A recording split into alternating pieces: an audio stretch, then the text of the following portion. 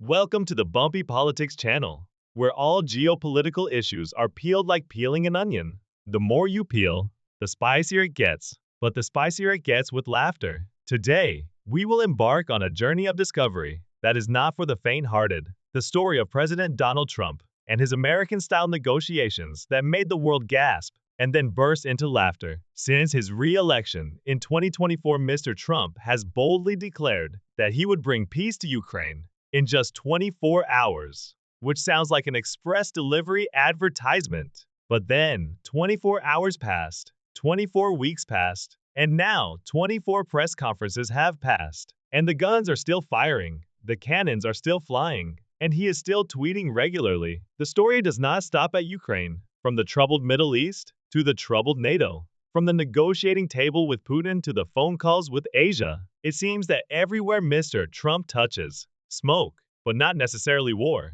So in the end, is Trump a negotiating genius, or just a TV host lost in the real world of politics? Is the Mar-a-Lago deal style no longer relevant, or is the negotiating table now more important than the slogan "Make Peace Great Again"? In this video, we will follow in the footsteps of the greatest negotiator of all time, as he calls himself, to see the bottlenecks, the stumbles, and not a lack of moments that made the whole world laugh out loud. Prepare yourself for a video that is as politically charged as it is hilarious as an unscripted comedy show, as we explore Trump, from deal maker to deal breaker, and the negotiations that put world leaders on silent mode. To understand why every time Mr. Trump enters the negotiating table, world leaders secretly look at each other, take out their phones to find emergency flight tickets, we need to go back to the early days of his political career, or rather, jump in with the golden elevator and tweet storm. From the famous book, The Art of the Deal, promoted as the Bible of negotiations, Mr. Trump has built himself an image of a person who never compromises, always wins big, and knows how to make the other side think he wins. Well, in theory it's fine, but in reality, it's a bit different. For example, in his first term, 2016-2020, he renegotiated with NATO and suddenly revived this aging military alliance, not because of Trump, but because they were afraid he would leave too quickly. At his summits with Kim Jong-un in Singapore and Hanoi, Trump claimed to have a great relationship with the North Korean leader, to the point that if there were a heart emoji on diplomatic documents, he would have used it. But the end result? No denuclearization. Just a few handshakes and a few photos that will last forever. Remember the trade talks with China? He called Xi Jinping a good friend, then the next day, imposed $200 billion in tariffs on Chinese goods. The relationship was like a political version of the US-China telenovela. Love, anger, fight, then tweet. Now, in his second term, Trump continues to promise bigger deals than ever. But the world of 2025 is no longer the world of 2018, where leaders are still curious about how Trump negotiates. Now they know. The longer they sit with him, the more headache medicine they need to stock up on. And it is into this context, with a world divided, war raging, inflation soaring, trust in institutions faltering, that Mr. Trump steps in with his smile and his old slogan, "I'll fix it. Trust me." But, as with any Hollywood action movie, it's easier said than done, and sometimes, fixing it starts by making things a little more complicated. Now, let's take a look at Trump's most highlighted negotiations in his new term, which many analysts jokingly call Trump Season 2. Deal makers and banana slips, starting with Ukraine, where Trump once boldly declared, "Give me 24 hours, I will end the war." Perhaps he forgot to clarify that it was 24 hours on Mars, or in a parallel universe. Immediately after taking office, Trump sent a message to Moscow and Kyiv, asking for quick and effective negotiations, American style. But less than 48 hours later, the Russian side said bluntly, "We don't understand what he wants." And Ukraine responded in a more subtle way.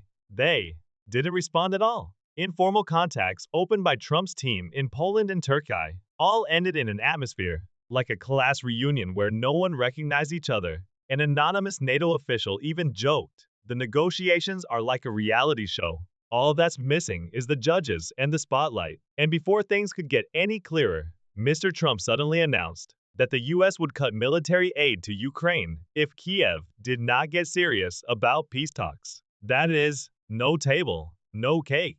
This move made the whole of Europe feel like it was sitting on fire, especially NATO, an organization that is trying to maintain unity, like keeping a pile of Legos after children have finished playing with them. Mr. Trump continued to fire off bombs when he said that the US would review its commitments to countries that are not paying enough money to NATO. It sounds like a company director checking on employees' union contributions, but it is being applied to a global military alliance.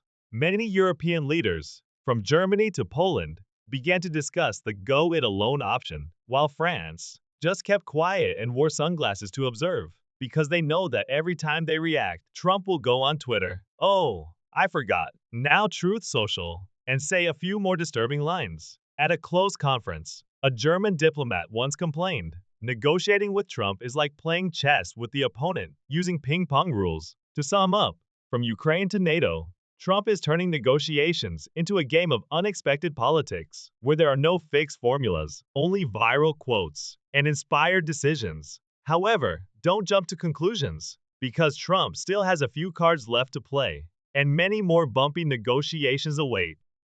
Since his re-election, Mr. Trump has repeatedly emphasized a familiar phrase like the logo on his red baseball cap, "America First." It sounds very patriotic, very decisive, very suitable for those who believe that foreign policy can be handled like a real estate deal. However, in the real world, America First often means allies behind, multilateralism on the sidelines, and international cooperation later. A typical example, the Trans-Pacific Partnership. When Mr. Trump returned to the White House, many Asian countries hoped that the US would rejoin to balance China's influence. But instead of signing, he declared, the US will only negotiate bilateral agreements, a one-on-one type for easy wins. And so Japan, Korea, Australia, all looked bewildered, as if they had been called to the blackboard without having studied their lessons. And China chuckled to itself. With the EU, the situation is no brighter. Trump demanded tariffs on German cars, called France a troublesome friend, and told Europe to take care of itself if it doesn't pay NATO on time. If this is a romantic relationship, then it's clear that the US is ghosting an ex-lover. And what about the United Nations? Trump continued to call the organization an expensive chat club and threatened to cut its budget if there are no clear results. In other words, he wants the UN to become a startup with clear KPIs, specific deadlines, and weekly reports. The America First policy also affects climate issues. When he withdrew the US from the Paris Agreement for the second time and said, "We can't sacrifice the US economy for uncertainties like rain or shine." This statement has global climate scientists all over the world raising their blood pressure. But let's be fair. Many American voters support this strategy because they see previous presidents bustling, spending billions to protect allies, while America's infrastructure deteriorates. The problem is, the world of 2025 doesn't work the way it did in 1925. In a complex world, breaking away from strategic alliances doesn't make the US stronger. It makes it easier for rivals like China and Russia to get in the way. In other words, when you play the geopolitical game solo, the rest of the world starts playing team match. There's an interesting thing happening in the version 2 of Trump's term. Many countries are learning to live with Trump without being afraid. Recalling the first term, when Mr. Trump threatened to impose tariffs, many countries sweated, held urgent meetings, and called the US State Department in the middle of the night like calling for help. But in 2025, with the same threat, the reaction was, "Yeah, so what?" China is now used to Mr. Trump's emotional tariffs. Not only did Beijing not panic, it also launched a global diplomatic campaign, shook hands with Russia, expanded BRICS Plus, invited Brazil, Iran, and several African countries to join the close friends group. A Shanghai-based analyst quipped, "If Trump is a salesman who shouts prices, China now knows how to bargain." With QR codes, Russia, after being sanctioned, unsanctioned, and rebanned, has also begun to see Trump as an unpredictable character, but negotiable if he knows how to compliment at the right time. Putin even sent his congratulations on his new term earlier than the US Congress confirmed the election results. Europe? No longer surprised or shocked. They have established a Trump response committee dedicated to analyzing his statements to find logic in the absurd, like finding poetry in his campaign speeches.